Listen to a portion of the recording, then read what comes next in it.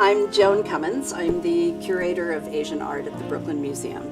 I'm going to introduce Korean epitaph plaques made in the Joseon dynasty around the 13th, 14th century. These are biographies of an important individual who died, and one of his close acquaintances was recruited to record what he had done during his life and what he was famous for. They would write it on multiple clay tablets and then bury them with the dead.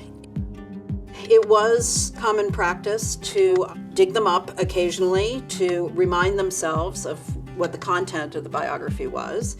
And sometimes they were even revised a little bit as the person's reputation changed or as certain things that they had done became more important. Because they were written by a friend, there's a personalized aspect to it.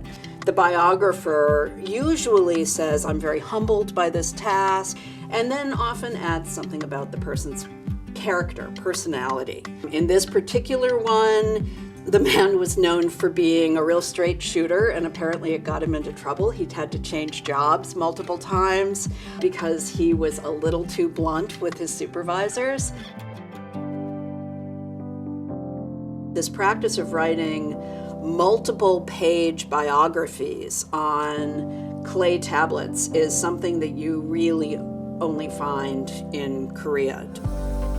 If you know what modern Korean writing looks like, you might notice that these are not actually written in Hangul. They are, in fact, in Chinese characters. Using Chinese was a sign that you had had lots of education, and it remained the writing system of Korea's intelligentsia almost until 1900. But when they read them out loud, they would have read them out in Korean. In a world where paper burns or gets water damaged or torn, these are kind of a brilliant idea from an archival point of view. So they've become actually a really useful tool for historians today because they were made for relatively ordinary individuals. There's a lot of information in these that historians wouldn't have had if it weren't for this practice of writing it all down and burying it with the deceased.